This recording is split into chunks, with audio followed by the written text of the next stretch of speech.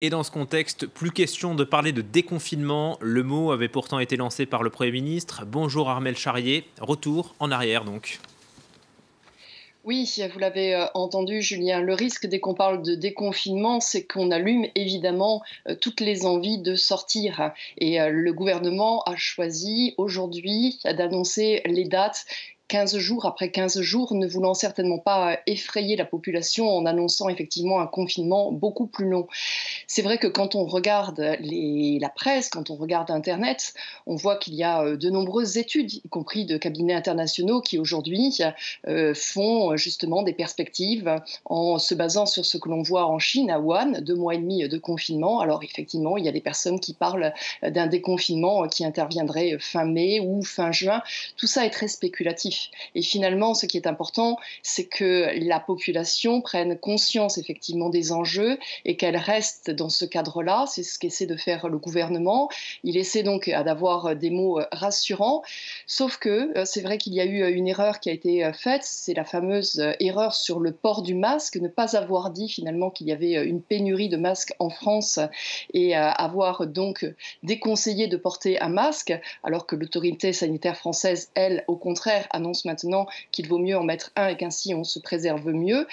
Vous voyez cette cacophonie finalement qui est assez logique parce que finalement c'est une pandémie mondiale, on apprend pas après pas, chaque gouvernement choisit un petit peu sa théorie, simplement tout le monde aujourd'hui s'observe et plus que jamais, chacun se sent concerné, enfermé chez lui avec qu'une seule envie, savoir quand est-ce qu'il va pouvoir sortir tranquillement, sereinement, en sachant qu'il ne risque pas de nouveau d'attraper le virus.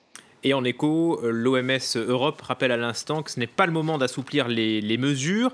Armel, est-ce qu'il y a des modèles de gestion à suivre en Europe? On pense souvent à l'Allemagne.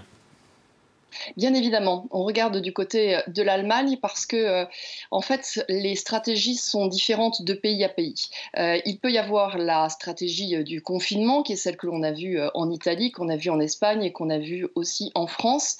Et puis, il peut y avoir des stratégies qui sont un petit peu assouplies. C'est plutôt effectivement dans les pays du Nord qu'on voit ça. On a vu au niveau de l'Allemagne ou maintenant du Danemark ou de l'Autriche qui parlent d'un déconfinement un petit peu plus rapide. L'Allemagne est très intéressante à observer parce qu'en fait, elle a une vraie stratégie. Comme c'est la première puissance économique mondiale, ce qui l'importe, c'est non seulement effectivement de faire sortir les gens, mais de pouvoir reprendre son économie. Pour cela, il faut que sa population soit en quelque sorte immunisée. À défaut d'avoir un vaccin, on sait aussi aujourd'hui que si 60% de la population a été touchée par le virus, eh bien dans ces cas-là, elle est en partie immunisée. Pour ça, il faut savoir calculer ces fameux 60% de la population touchée par un virus. Alors l'Allemagne le dit, elle fait aujourd'hui 500 000 tests par semaine, 500 000 tests par semaine, et elle voudrait les porter, ces tests, à 200 000 tests par jour. Vous entendez bien, Julien, 200 000 tests par jour d'ici fin mai. Alors c'est possible effectivement parce qu'elle a aujourd'hui les entreprises, les groupes industriels qui peuvent réaliser ces tests, en partie parce qu'il y a quand même des choses qui viennent de Chine. Mais tout cela montre bien effectivement dans quelle logique est l'Allemagne. La France en est très loin. Aujourd'hui, on est entre 20 et 30 000 tests qui sont faits avec une espérance de pouvoir en faire 100 000 par semaine d'ici fin avril. On a eu du retard sur ces tests-là. La question, effectivement, c'est quel type de tests on fait. L'Allemagne a choisi de faire, comme la Corée du Sud, des tests immédiats pour savoir si on avait ou non le coronavirus. Ça permet de le savoir immédiatement et ensuite, si on est positif, de remonter la chaîne de personnes contaminées. Il y a aussi la volonté de tester d'autres tests qui seraient, la prise de sang, qui permet du coup de savoir si on a eu ou non le virus et si on est immunisé. La France dit vouloir s'intéresser à ceci. Tout cela, on est en train de le découvrir. Mais c'est vrai que du côté de l'Allemagne, c'est une stratégie politique qui, en tout cas, est très claire pour la population, plus facilement, effectivement, sûre à expliquer, que rester dans un flou où finalement on se demande un petit peu si les choses sont apprises au cas par cas.